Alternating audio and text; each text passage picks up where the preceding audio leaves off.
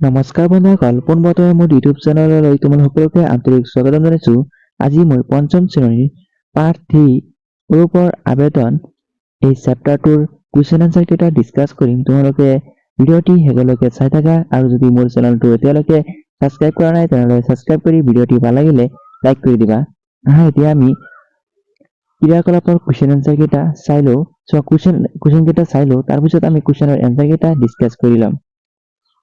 চোৱা এতিয়া চোৱা, তোমালোকৰ প্ৰথম কুৱেশ্যন দিছে পাঠটো শুদ্ধ আৰু স্পষ্ট উচ্চাৰণেৰে পঢ়া।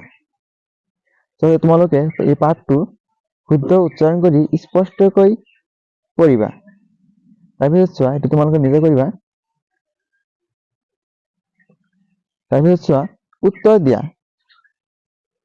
ক নম্বৰ কুৱেশ্যন, অৰূপে কি কাৰণত কেইবাদিনো স্কুলত অনুপস্থিত আছিল।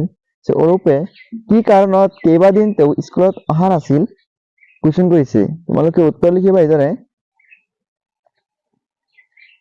যে অৰূপে পেট চলা অসুখৰ বাবে কেইবাদিনো স্কুলত অনুপস্থিত আছিল।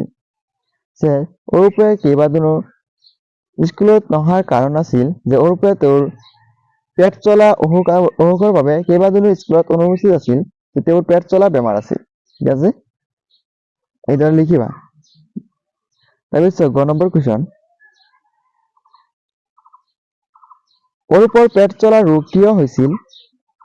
ইয়াত কুৱেশ্যন কৰিছে খ নম্বৰ কুৱেশ্যন, অৰূপৰ পেট চলা ৰোগ কিয় হৈছিল। উত্তৰ দি লিখিবা, গাঁৱৰ এঘৰলৈ ভোজ খাবলৈ গৈ অৰূপৰ পেট চলা ৰোগ হৈছিল। উত্তৰ এইদৰে লিখিবা।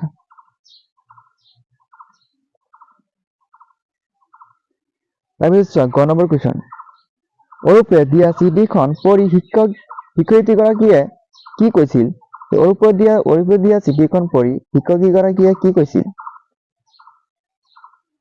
উত্তৰ এইদৰে লিখিবা, অৰূপে দিয়া চিঠিখন পঢ়ি শিক্ষয়িত্ৰীগৰাকীয়ে স্কুললৈ কৈছিল যে স্কুলত অনুপস্থিত থাকিলে বা থাকিব লগা হলে ছুটি মঞ্জুৰিৰ বাবে আবেদন বা দৰখাস্ত দিব লাগে। এইদৰে লিখিবা।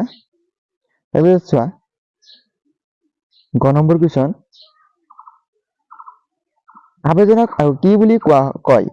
আবেদনৰ আৰু এটা নাম কি বা আবেদনক কি বুলি কোৱা হয় তোমালোকে মনত ৰাখিবা। আবেদনক আমি দৰখাস্ত বুলিও কোৱা হয়। আবেদনক দৰখাস্ত বুলিও কোৱা হয়। উত্তৰ দি এইদৰে লিখিবা। তাৰপিছত 19 নম্বৰ, তোমালোকে বহীত লিখি ল'বা এইখিনি। অৰূপে পঢ়া স্কুলখনৰ নাম কি। অৰূপে পঢ়া স্কুলখনৰ নাম কি সুধিছে। উত্তৰ দি এইদৰে লিখিবা, অৰূপে পঢ়া স্কুলখনৰ নাম হ'ল নৱজ্যোতি আদৰ্শ প্ৰাথমিক বিদ্যালয়। এই নামটো তোমালোকে লিখি দিবা। আৰু তোমালোকে কোনটো স্কুলৰ পৰা আৰু নামটো তোমালোকে কমেন্ট বক্সত লিখি দিবা। তাৰপিছত প্ৰথম নম্বৰ কুৱেশ্যন,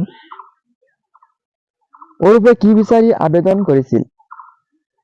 উত্তৰ, অৰূপে ছুটি মঞ্জুৰি বিচাৰি আবেদন লিখিছিল। ইয়াৰ পিছত চোৱা, শব্দবোৰ অৰ্থ লিখো আহা। ইয়াত কেইবাটাও শব্দ দিছে আৰু ইয়াৰ অৰ্থটো লিখিবলৈ দিছে।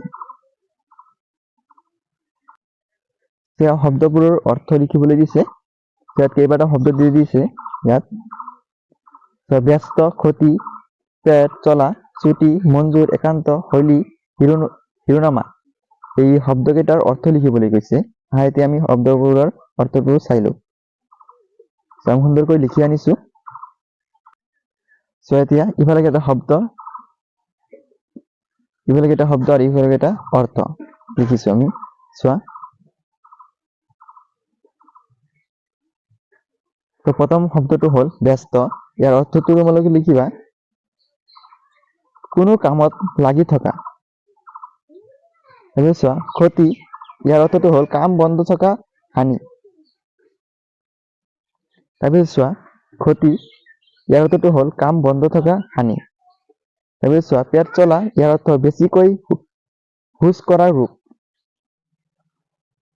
ছুট এই শব্দটোৰ অৰ্থ লিখিবা, অৱসৰ কামৰ পৰা লোৱা সাময়িক অৱসতি।